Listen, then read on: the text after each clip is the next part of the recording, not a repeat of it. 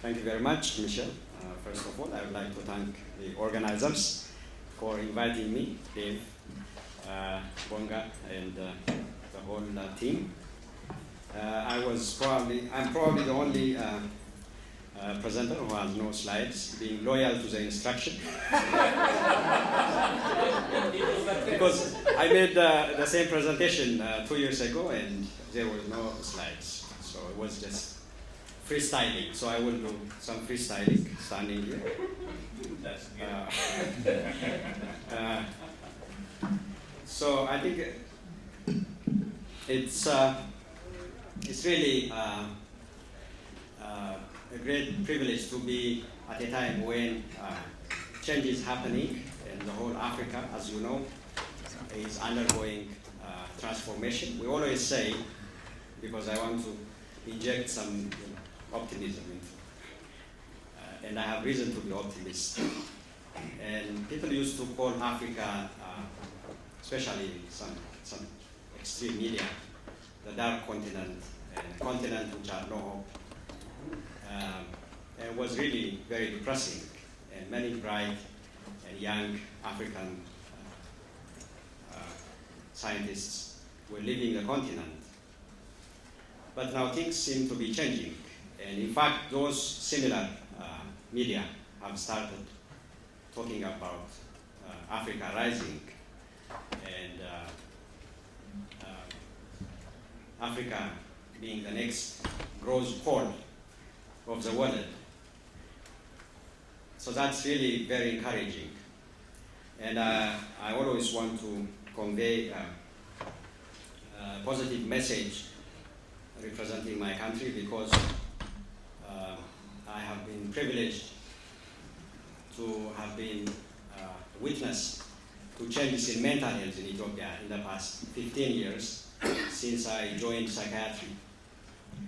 And when I looked at the 4 pillars of the African Global Mental Health Institute, including education, research, service, advocacy, and policy, I was involved in all of them.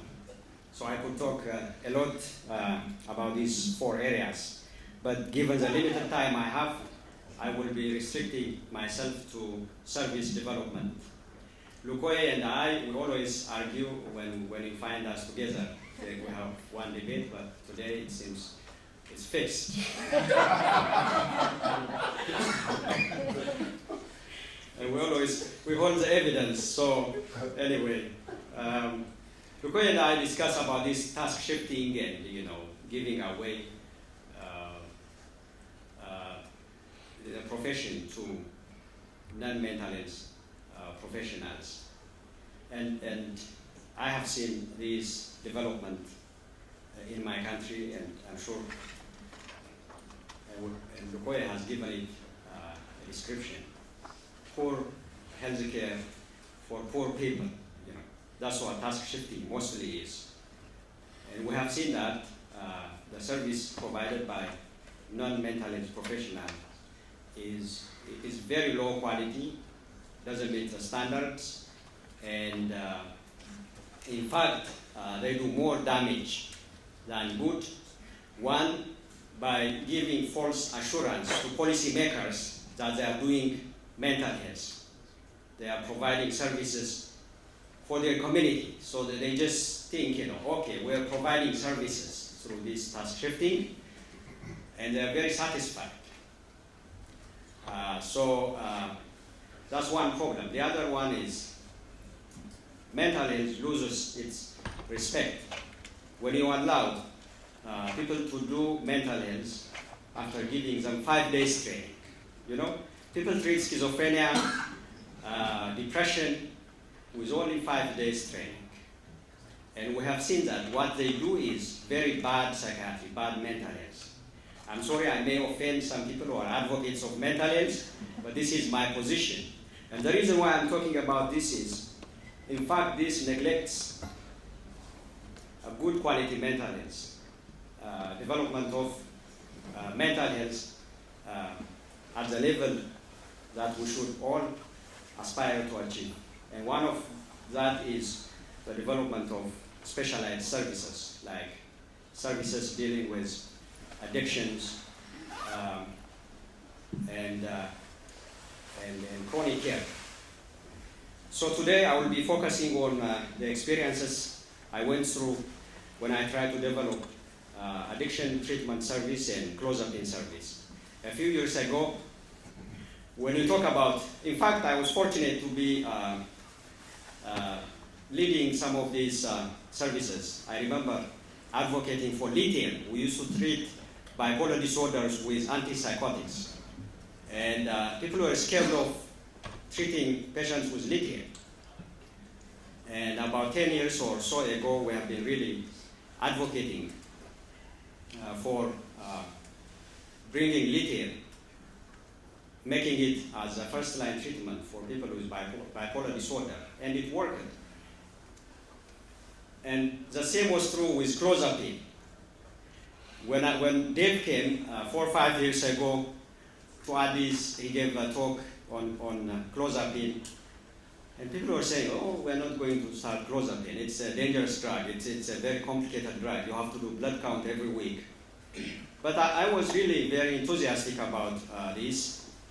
And when I assumed the leadership of Ethiopian Psychiatric Association in 2014, the first thing that I started with my colleagues like Dr. Alpao Fakadu, we set up a team to develop a national guideline on Clozapine.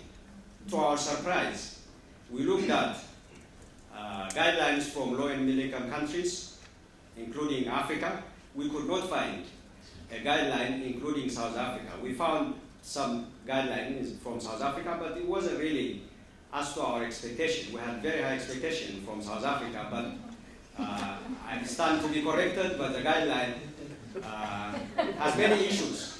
So we have to work hard to find that guideline, and we have to involve Oliver from MGH, who has been running Clozapine clinic for ages.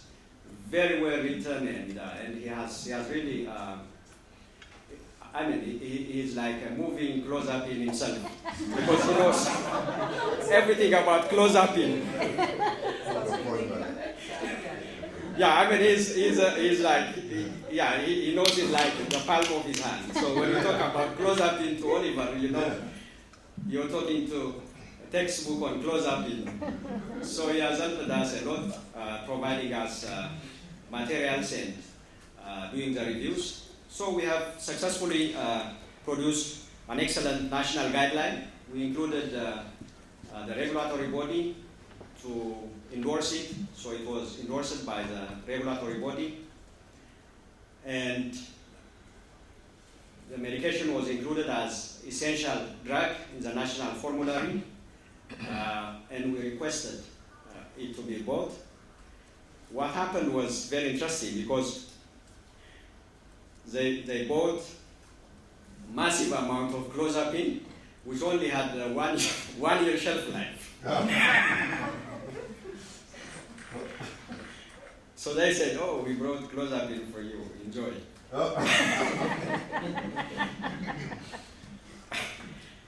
And when I started Clozapine, our guideline says you can only start on an inpatient basis. So you have to hospitalize a patient for up to 6 weeks. And then I went to the hospital where I work. It's a general hospital, so asked for beds. And they said, "Okay, we can give you 2 beds."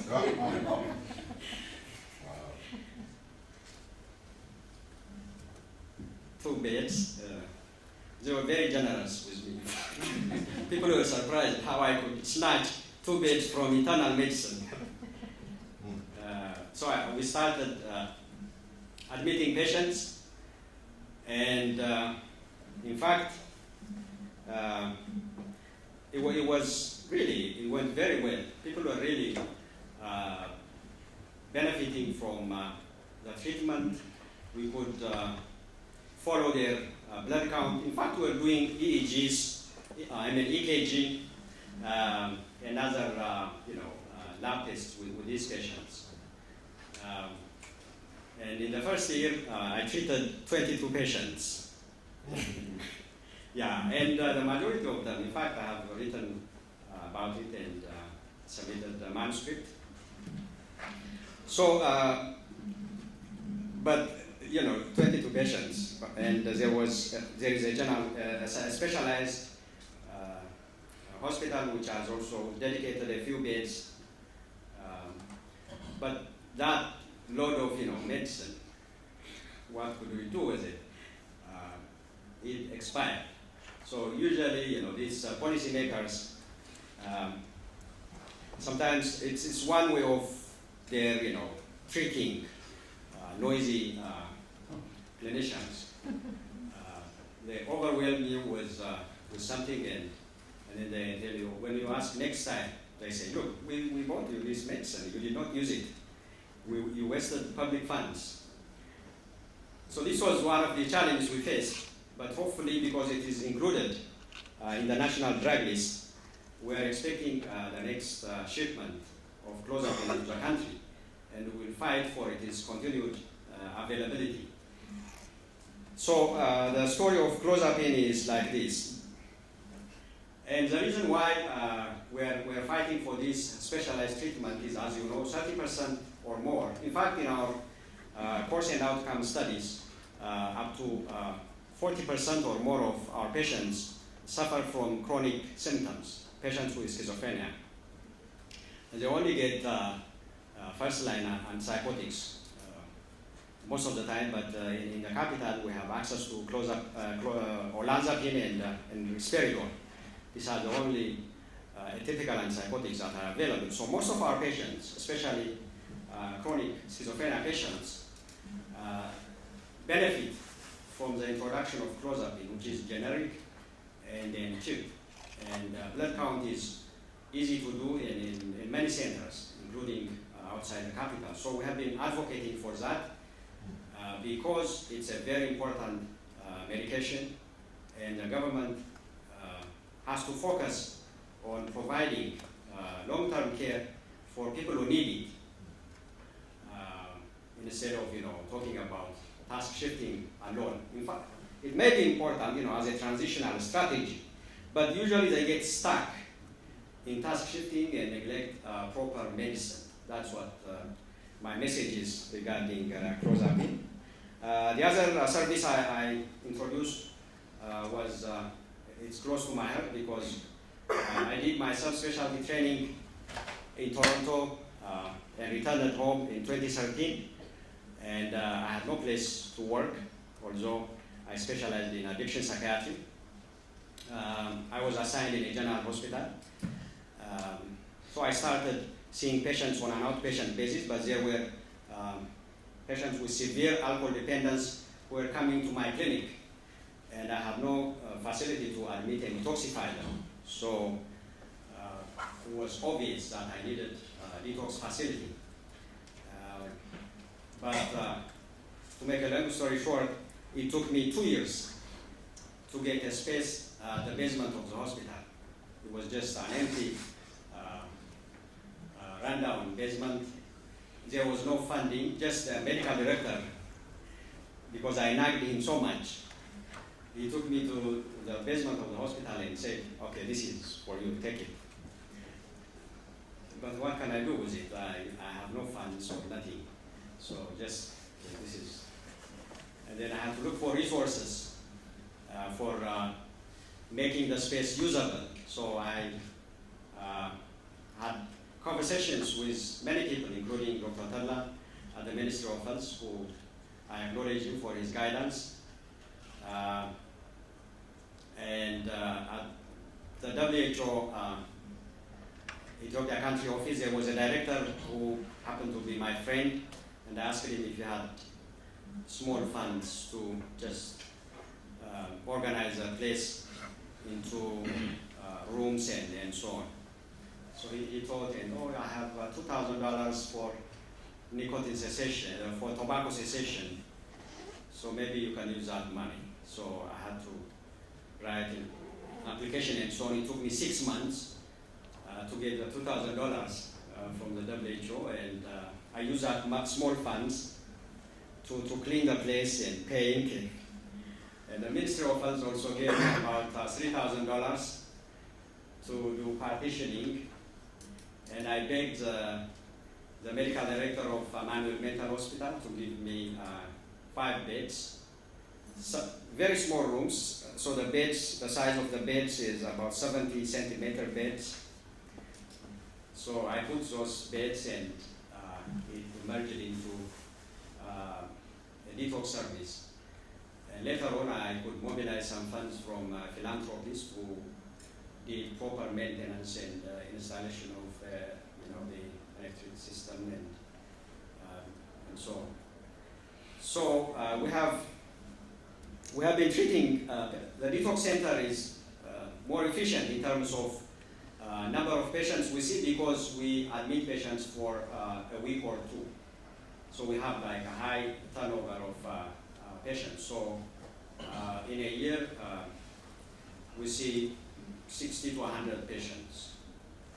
It's still pilots, and then people are really looking at it as a model. So there are a number of detox services coming up in the city. So I think, again, I would like to come back to this concept of task shifting, because addiction is also a specialized field. It requires expertise and training, and brief intervention can be provided in primary care, but detoxification is really a very complex process, and it has to be provided by people who are adequately trained and preferably specialized in mental health. So at least for treatment of psychosis and addictions, I am an advocate of scaling up mental health services provided by specialists. In Ethiopia, we have now about 85 psychiatrists. We have 3 residency programs, so in our residency programs, we have now about 46 residents. This year, we have 70 people who applied for psychiatry residency. So we should work to increase the number of psychiatrists in the country. We have a master's degree in mental health, in clinical psychiatry. And we also have a bachelor's level training in mental health in more than 10 universities. So up to 300 bachelor level psychiatry nurses graduate from these schools. So when we had our meeting with people at the Ministry of Health, these professionals trained in mental health were looking for jobs while they were talking about task shifting. What are you talking about? Task shifting is when you don't have mental health professionals. You're not employing, because they think, it's just cheap. They tell a nurse, they give them 5-day training, tell them to do mental health, and they don't give employment for a psychiatry nurse. So this is like usurping, the place psychiatry has, and it's like manipulation of the politicians. So task shifting is when you don't have a mental health professional. You don't do task shifting by denying mental health professionals jobs, and it's a contempt for the profession. So I think all of us have to consider there is some sinister objective in task shifting that politicians are using. So with due respect to advocates of task shifting, with due respect to advocates of task shifting, I should bring to your attention that politicians are misusing task shifting to deny mental health professionals the place they deserve, and it's a contempt to mental health and psychiatry. So we should all really be aware of this development. Thank you.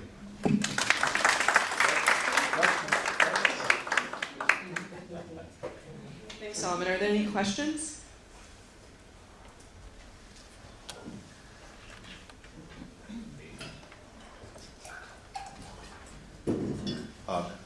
Solomon, thank you for your talk. My question is, what's your sense of the availability of Clozapine or addiction services on the continent? Is this what you've done, is this an unusual thing, or is this a new trend, or?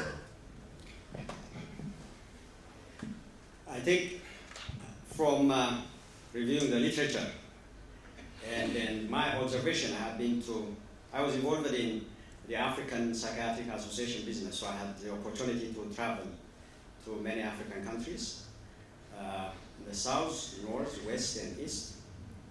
And with the exception of North Africa, which we always do not consider when having conversations, we talk about sub-Saharan Africa, because the North Africans are far advanced in many ways. So talking about sub-Saharan Africa, the exception being South Africa, these services are not nearly available. I mean, like in some countries, some private rehab centers are available, like in Kenya or in Nigeria. But in the public sector, I can really bet with all my money if you get a well-established service regarding Clozapine or addiction, because we are trying to review, you cannot even find publication on these topics. You just find, a few epidemiologic studies on addiction, but there is I have PhD students who are working on models of interventions. Every time they do literature review, they come to me and say, I could not find any publication from Africa on addiction treatment services. So I can say this is one of the few, interventions throughout the sub-Saharan Africa.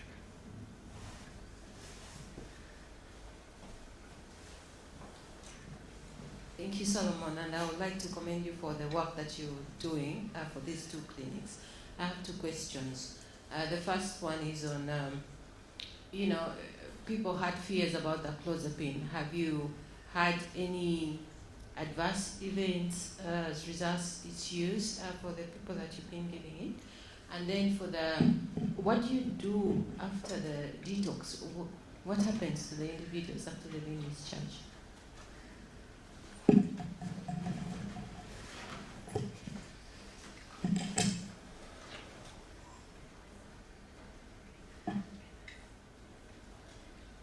I think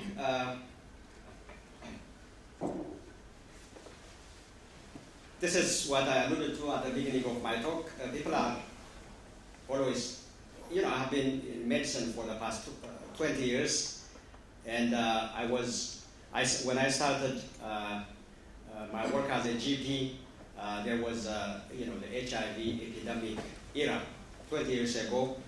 People were dying here and there, and there were no drugs for HIV in most parts of Africa, I would say. In Ethiopia, we did not have drugs, and the government was working with funders to bring ART drugs and developing guidelines and so on. The big professors in the country were arguing that these medications are killers. They have many side effects. We cannot manage them, and the virus will develop resistance immediately. So we are not ready yet. That was the kind of resistance we're getting from the big professors 20 years ago. And now anti-HIV drugs are given, like we have now close to 300,000 people taking HIV medication regularly. And we have the adherence rate of more than 85%. The same thing happened with lithium. Now we have people are comfortable prescribing lithium. And when we introduced Clozapine, the same resistance was there.